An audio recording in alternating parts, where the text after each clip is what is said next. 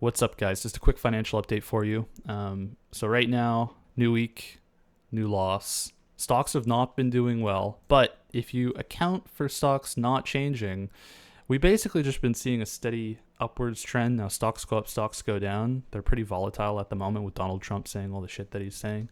But we're steadily building our way up. Right now, we're on track to be at about minus $40,000 net worth.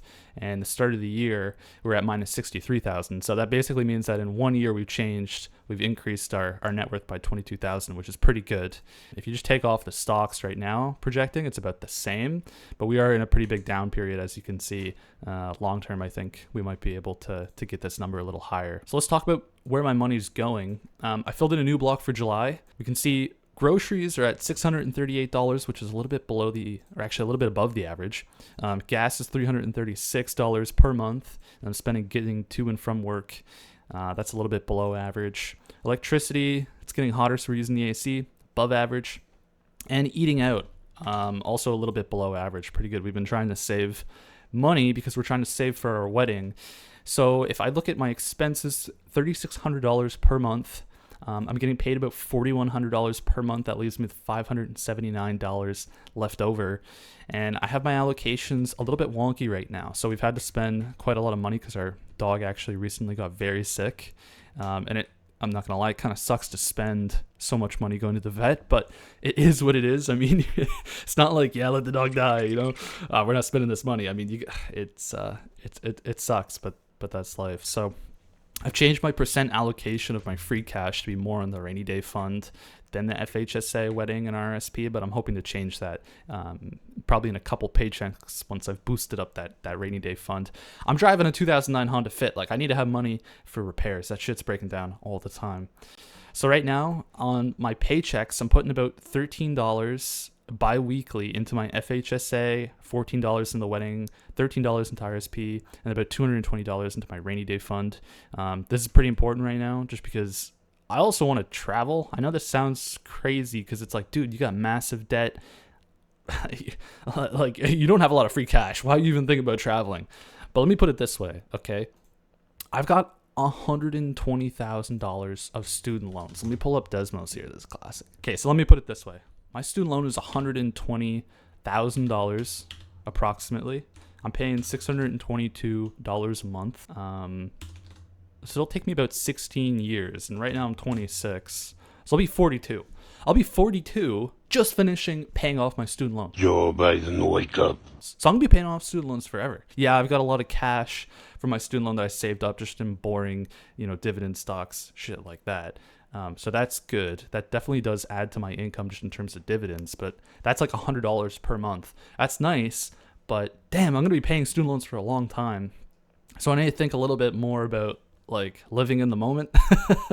I do want to put money for travel, for vacation. So you kind of just need a lot of money for that rainy day fund. I mean, shit's expensive, but I'm hoping that, once the wedding is mostly paid for, obviously I'm not contributing much. So I'm kind of hoping for large distributions of cash that I can allocate, work bonuses, things like that. But, yeah, man, I mean, like, you go to school for your undergrad, your PhD, so on and so forth. You come to school, you're making $80K a year and you got a big student loan. Don't think you're going to be rich.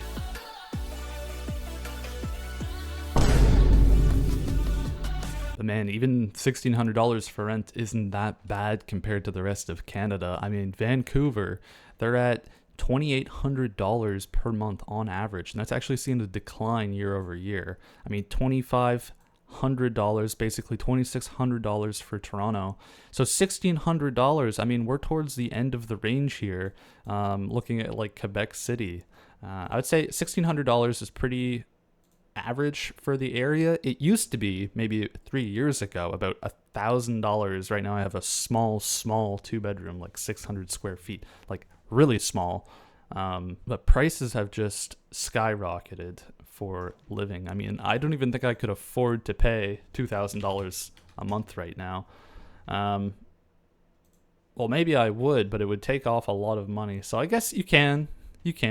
Especially if you're splitting it. I mean, for the people that are not splitting it, let's say that I'm just paying 100% of everything. Yeah, like it's impossible. It's absolutely impossible. For the people that single moms out there, people living by themselves. I mean, you cannot afford something like this. You have to have multiple roommates. It's funny how when I was younger, the concept of going to school, get a good education, get a PhD, become a doctor, go to make a bunch of money at some regular 9-to-5 job was just sort of ingrained into my brain. Like, that's really the way to do it. That is success. And then you go to university and you finish and it's like, well, that's definitely not success. I need to keep going. And you go get your PhD and okay, well, there's lots of people doing that and that's not really success and that wasn't that hard, or, I need more. And then you get the job and you start to get paid and it's good to get money, but it's just not enough. I don't know if it's definitely not more money. I think it's just a lack of excitement. And I've been missing that thing that brings me excitement and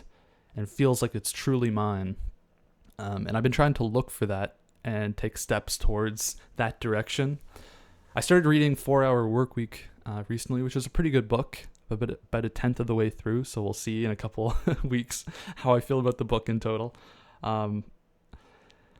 Not gonna lie, it's kind of just repetition of testimonials saying, oh, I went and did this crazy amazing thing and you can too. And a standard 9-to-5 sucks. You should do something that makes you excited. And I agree with that. But to do that, you need to do something that makes money. You can't just decide, I like video games and I'm going to go play video games.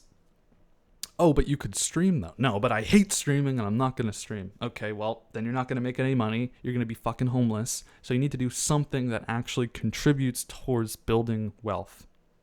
I'm okay with that. I like that idea.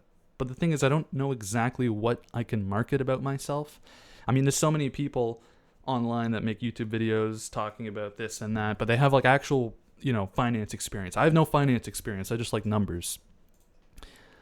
So I'm trying to think a bit about what I could do to market myself beyond what I just do for my standard 9-to-5 job. I mean, I like playing guitar, but I'm not going to be a guitar teacher because that sounds miserable, teaching kids how to play guitar. No. I like data, I like working with numbers, I like coding, I like challenges and problems, but actually being able to find a product to develop, to market that's niche, where you could offer something of value to people, that's a completely different side of the story. So I've been trying to come up with ideas, things that I could work on as side projects, videos that I could produce also as side projects, and that's sort of where my mind is at right now. I just need something more. Anyways, I'm going to leave it there. Update for this week. We're at minus 50K. Hopefully next week's a better week. I'll see you guys next time for the weekly update. Take care and goodbye.